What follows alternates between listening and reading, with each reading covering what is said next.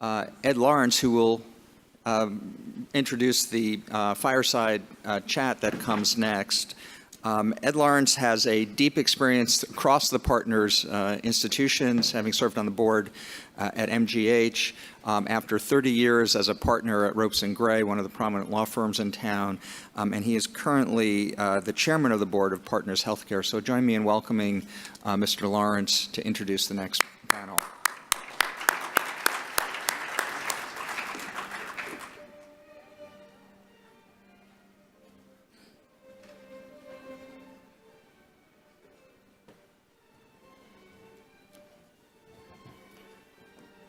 Good morning and welcome.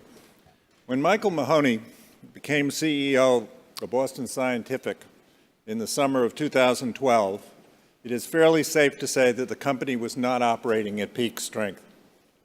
Over the prior 6-year period, the company had lost over 70% of its market value, and the future prognosis was not necessarily optimistic. Under Mike's leadership, to say the story has changed would be a vast understatement. Today, when you mention Boston Scientific, several things come to mind: striking and sustained growth, innovation and improved patient outcomes, and an exciting, diversified, constantly evolving portfolio of products, particularly in the cardiovascular arena. Along with a strong leadership team, many of whom have been speakers at this meeting this week, our guest this morning leads a company that has a presence in over 100 countries, employs 27,000 people, and creates medical technologies that serve the needs of more than 24 million patients. This morning, Mike will be interviewed by someone who has become a familiar face here at the World Medical Innovation Forum. You see Meg Tirrell in the air at CNBC, where she covers biotech and pharmaceutical sectors. And you've also seen her here at the forum in this and in previous years, leading interesting and often provocative discussions. Meg has also been broadcasting live from the forum on CNBC. I'm looking forward eagerly to this discussion this morning, so please join me in welcoming Mike Mahoney and Meg Tirrell. Thank you very much, and we're very happy to be here this morning. I want to encourage everybody to submit questions. I've got the iPad here, and Mike is eagerly awaiting to hear what you have in store for him.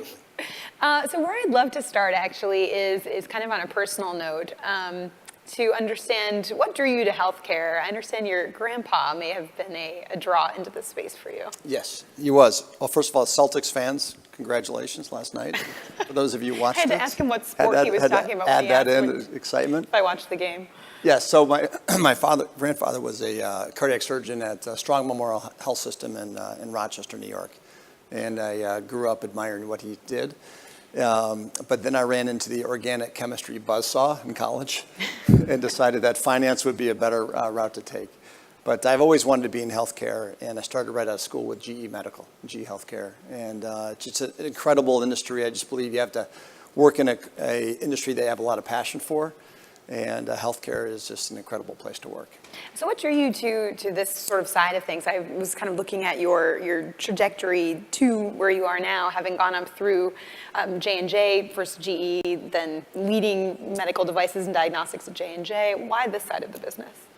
So I've been really fortunate. I've had worked for 4 companies, and this is hopefully my last company, Boston Scientific. I worked for GE Healthcare, and then diagnostic imaging and the healthcare IT businesses when Jeff Immelt and the team starting that up. And then I actually went to a startup healthcare IT company where I learned a lot called Global Healthcare Exchange. And then I had really the great fortune to run med devices for J&J. And the Boston Scientific opportunity came up, and to me it was just a once-in-a-lifetime opportunity. As mentioned, the company wasn't performing at a high level when I joined, but the products that we deliver, the innovation, the impact on patients is amazing. And so I've had just great fortune to be in diagnostics and IT, and now medical devices. Well, what would you attribute, other than yourself and, of course, the turnaround to since you joined the company? I mean, what was what really changed things? You know, it's so proud of the company. It's we're growing faster than most of our peer group. Our stock has done very well. Our portfolio is great. But at the end of the day, really my job is just to help unleash the power, the empowerment, the innovation, the dreams, the passion of our employees. And I would say the keys to us in doing that was, you know, creating a culture that focuses on patience and also winning spirit. To embrace that and bring back greater speed in the company. And we've put a lot of effort on our innovation of our pipeline. We've had many of our medical officers talk about our pipeline this week. So we put a lot of emphasis on our pipeline to take some innovative bets in growing categories that have panned out terrific. And then we also were a very U.S.-centric company in the past. And now half our sales are outside the U.S. and we're growing the emerging markets about 20%. And so we have a much more balanced, diversified portfolio. Our geographic mix is now very diversified and our pipeline is very rich. And we've also been very active in M&A and ventures. So we've done all that. But at the end of the day, it's the employees that matter. And it's engaging the workforce. You know, 95% of our employees don't really care if Boston Scientific stock goes up or not. They want a great place to work. They want to have an engaging place where they can be developed and be proud of. And so we try to create a culture that really drives that engagement of our employees. As you're making decisions about the pipeline, what are you most excited about right now? What have you invested in that you think really will drive the most growth in the future? And is there anything that you're kind of eyeing out there and you're trying to decide, is that the right thing for us to enter? We do. We have a very exciting pipeline. Most analysts believe that we have the richest pipeline in the industry, and they project us to grow faster than most of our peers over the next 5 years. You know, a couple areas that I really love. We just acquired a company called Symetis in Europe, which has a TAVR valve called Accurate, and we also have another TAVR valve where the big clinical data will come out of PCR in 2 weeks. And so that's a category that's about $5 billion. It makes a tremendous impact on patients. And we're going to launch into this market with a very disruptive platform with 2 different valves to serve the needs of complex patients and routine patients in a unique way. So that's super exciting. Another one that's really pioneering is a product called Watchman. And it treats patients who suffer from atrial fibrillation or 4 or 5 times greater risk of stroke. And it does an amazing job of enabling those patients to get off warfarin or NOACs, which has poor compliance levels typically, and live an active life. And we're really pioneering that technology. I can go on and on. We're also really interested, I know it's not a neuro meeting, but we'll be launching a deep brain stimulation platform for Parkinson's second half of 2017, which is really exciting. Oh, wow. People here are really interested in mitral valves. This was a question on my panel yesterday, too. So Yuri asks, what is your mitral valve strategy? Mine? Yes. I don't have I've got them. So they're working. For you. So our mitral valve strategy is we have 3 different venture bets into repair and replace companies. And so our biggest investments in structural heart will remain in the TAVR market and also in the atrial appendage market with Watchman, where we're leading in Watchman. We think we can be a real leader in TAVR. And in mitral, we're monitoring these venture bets, and we also have some organic R&D capabilities, and we'll continue to invest, likely through M&A for the replacement market and the repair market. We are a little less bullish on the mitral market overall versus the TAVR market in terms of the speed of adoption that we anticipate, given the fragmented disease state. But we know it is a great opportunity. But we're really looking at that through our VC investments. So we have about 30 VC investments out there, and 3 of them are in mitral. Oh, interesting. How do you look at the TAVR market right now? You guys, of course, with the Lotus going through a recall situation. Just tell us about the dynamics of that marketplace and your position there. So Lotus is one of our valves. We bought this other company, Symetis, which will close in maybe a couple weeks. So the Lotus is a terrific product. We recalled this product. It is a terrific product, but we did have a recall. We had an issue with a pin pull on the delivery system. So it was a voluntary recall. That issue is being addressed with great quality control, and we anticipate being back in Europe in fourth quarter 17 and initiating our PMA for the U.S. in fourth quarter 17 for hopefully a mid-year 18 launch. So that platform is very different. It's the only TAVR valve that can be fully repositioned So I've been in cases where interventional cardiologist has deployed a 25 millimeter valve, fully deployed, and decided that there was too much perivalvular leak and upsized it to a 27 and actually redeployed the valve and put another one in. So it has some control features and PVL characteristics, and you'll see data at PCR that are very unique and very compelling. And so then you pair that with our company we just acquired, we think we have a lot of room to grow in TAVR. I want to ask you also about Watchman. I understand that you announced earlier this week you're going to start a campaign, an ad campaign for Watchman. Is that right? Okay, yep, we are. I didn't know it was announced, but yes. I think it was announced on Monday. Okay. I hope so. We're Should we not here? talk about it? Emily, are you here? Ken Stein, did you do something, Ken? Wow. No, so the opportunity Breaking news. the opportunity for Watchman is this is a one-time fix, we believe. There's terrific clinical data and results on Watchman. Patients have a hard time, high risk of bleeding with the NOACs or warfarin that they're on. The compliance level of taking that medication is poor, and the clinical results of Watchman are excellent. The opportunity for us is to educate referring cardiologists and patients directly on the power of what Watchman can deliver. And so we're doing that through therapy awareness reps who are calling on referring cardiologists. We're doing that through digital tools on Watchman.com.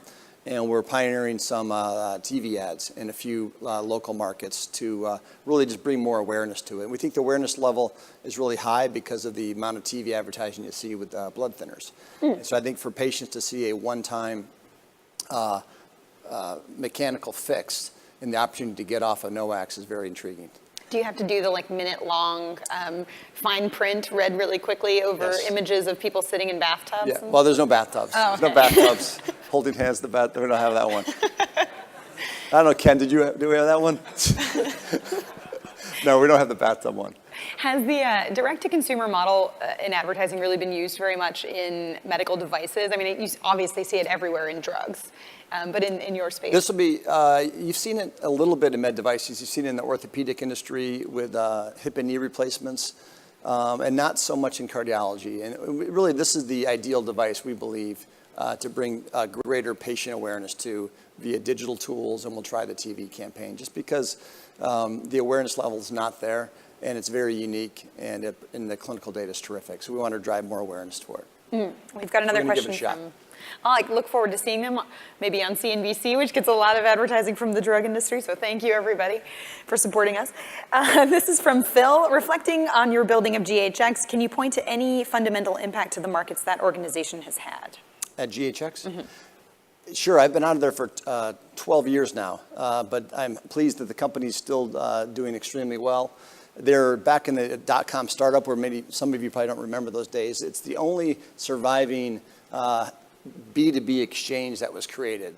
Every industry created one: auto, food, energy, and healthcare was the global healthcare exchange.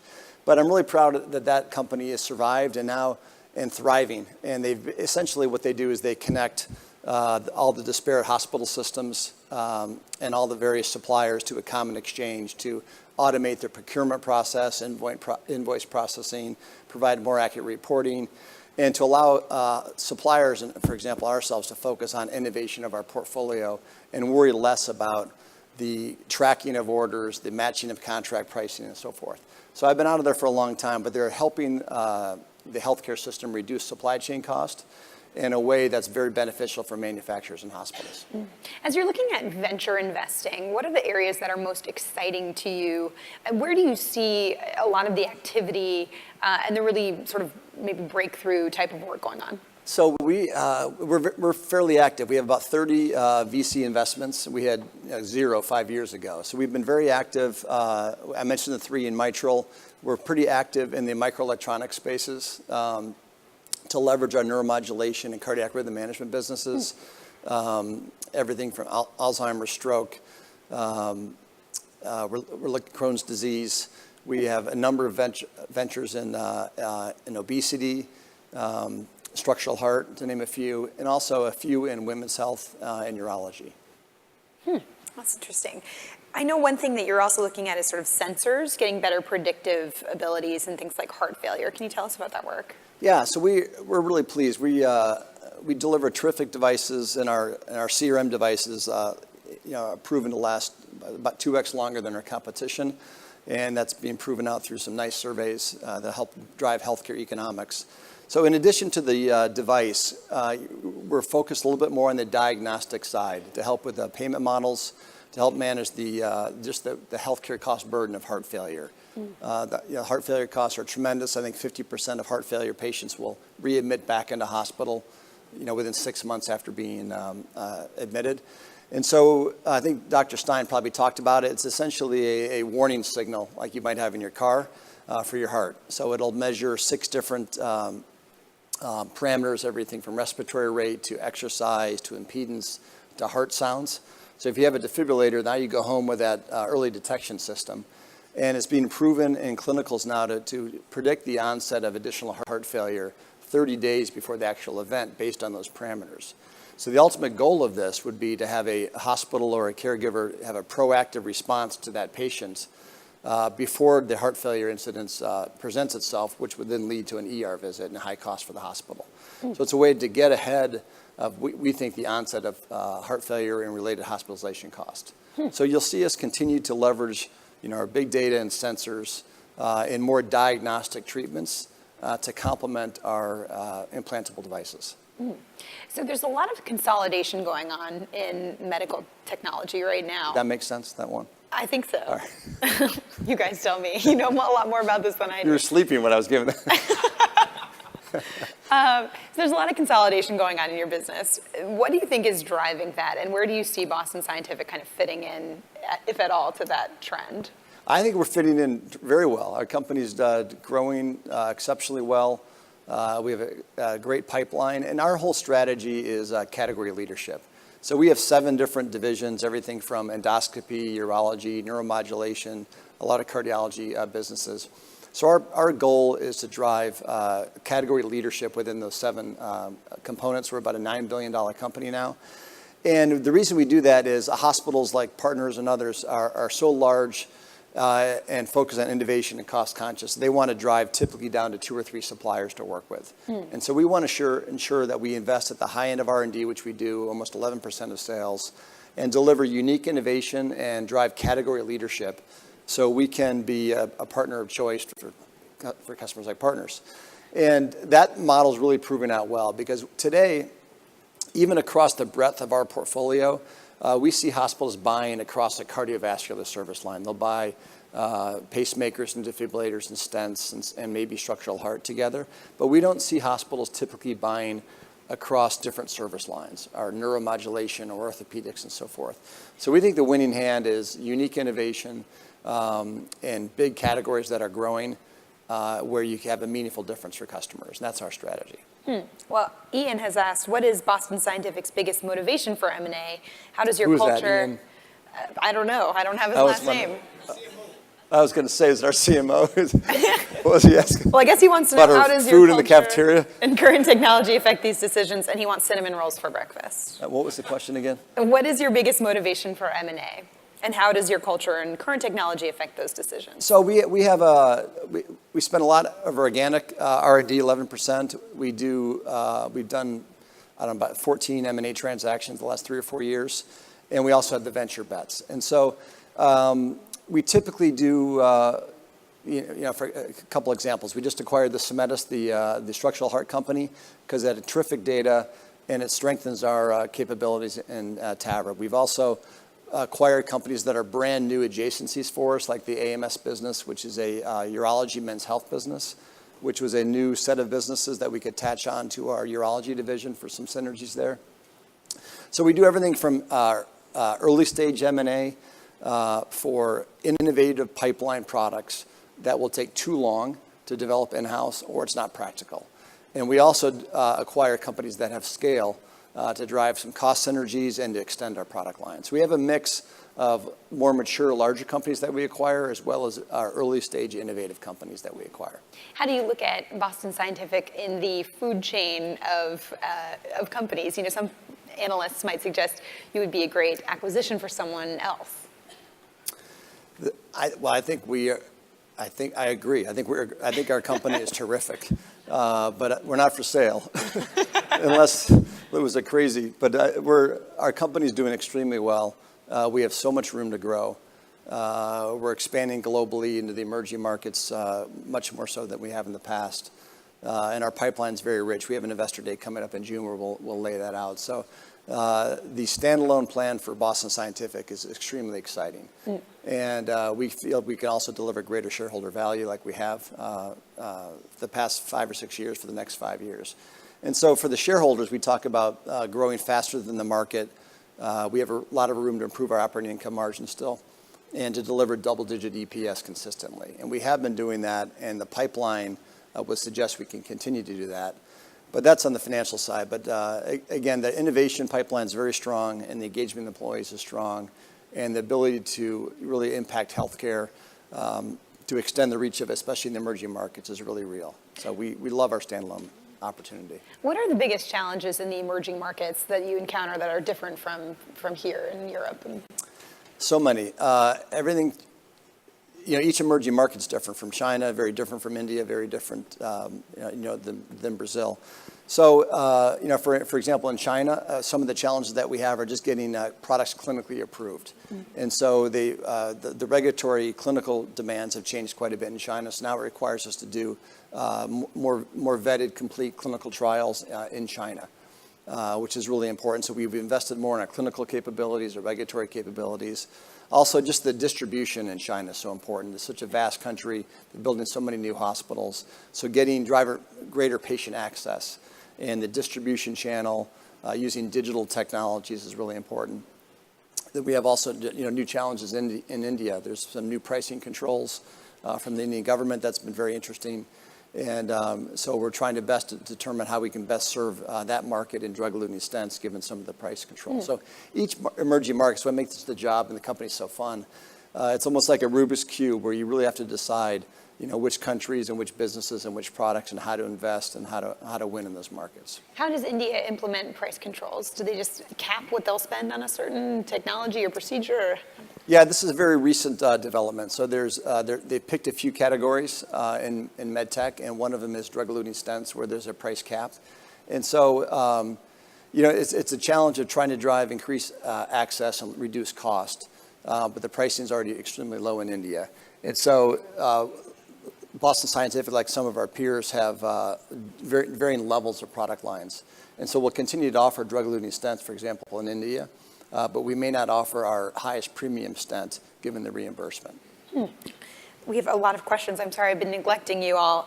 Ian has asked, we already Ian's asked. active. Well, I already asked Ian's question, so I'll skip that one. Ike has asked, how will you prevent these wireless heart implant devices from being hacked, delivering potentially lethal shocks to patients? It's the Homeland. Yeah, the Homeland thing? Yes. So that we have not had the challenges that one of our competitors has had in that cybersecurity area, and we don't believe we will. We've invested a lot in this area. We don't have a one-to-many. So in our implantable devices, when a patient has a Latitude remote console device, they're using that type of platform to check their weight levels and so forth routinely connected to our devices. And we have a direct connection to that. We don't have a system that's a one-to-many where you go to one central place to connect all those Latitude devices. So we think our cybersecurity is very controlled directly. We have different levels of software on it. We invest in that area significantly in our neuromodulation business and in our defibrillator business. Our engineers could probably give you a better answer, but it's been tested thoroughly, particularly in light of some of the competitors' recent challenges. And we're very comfortable with our cyber ability and to control that. Do you think the hacking threat is overblown? Watching the market reaction, I'll say the name St. Jude, it was St. Jude, right? Yeah. That was a pretty strong market reaction to what was going on. Do you think that that's an overblown threat? I'm not so sure there was a market reaction directly to the cybersecurity issue with the company.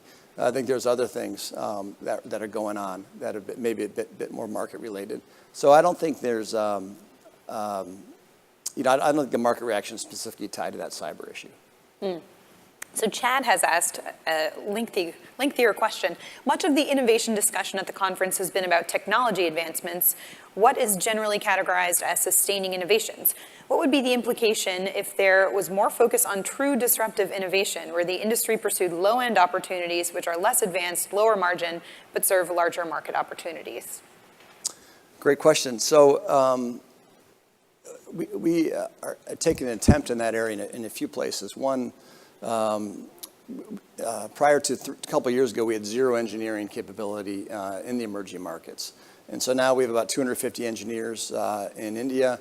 We have engineering capability now in Shanghai and also in Beijing, purely with the goal of looking to disrupt ourselves with lower cost innovation that may not be right in the swim lane of our engineers in Boston or Minnesota or California.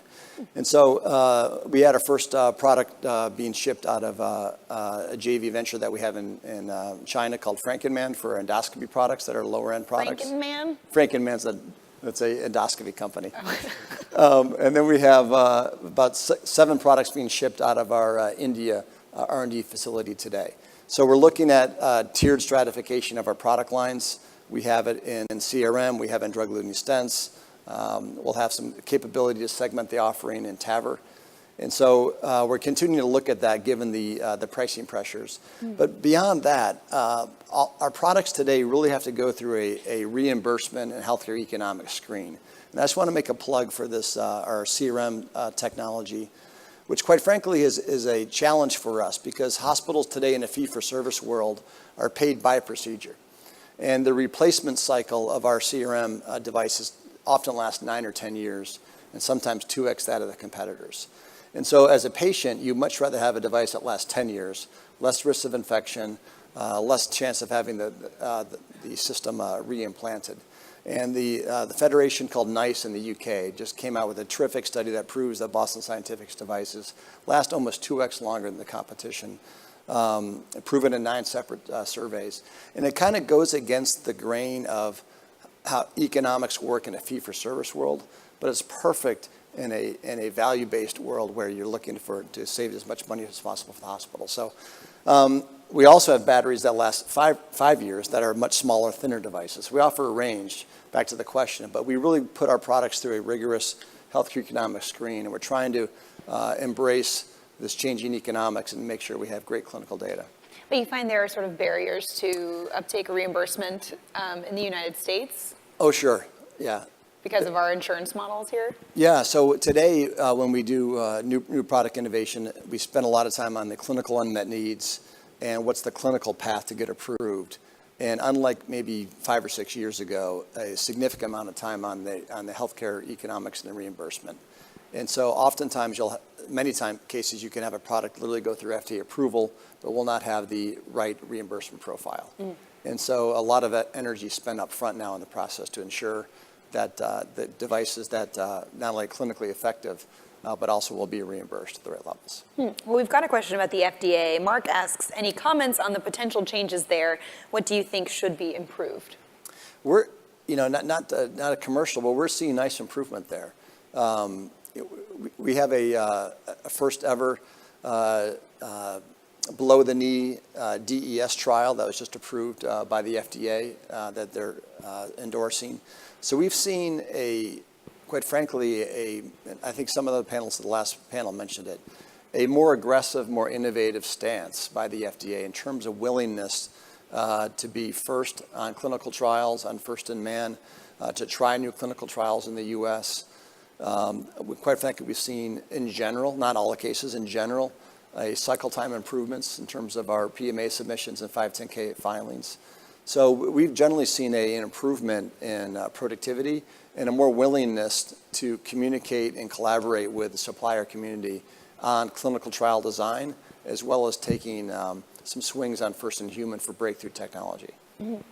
Oh gosh, you guys have so many questions, but I'm going to ask just one more from Arthur, who wants to follow up on when you mentioned microelectronics and investing in Crohn's disease in that area. He says this would be a new direction for Boston Scientific. Can you share any further insights on your plans or investments in this category of inflammatory bowel disease? Sure. So we have a large business. Endoscopy is about $1.6 billion in endoscopy that deals with GI disorders and pulmonary disorders and esophageal cancer and bleeding and lots of things for our GI business. So there are some synergies there. But our neuromodulation business today is a spinal cord stimulation business for severe pain. We'll launch into deep brain stimulation second half of 2017. And there's lots of different vectors that we can take.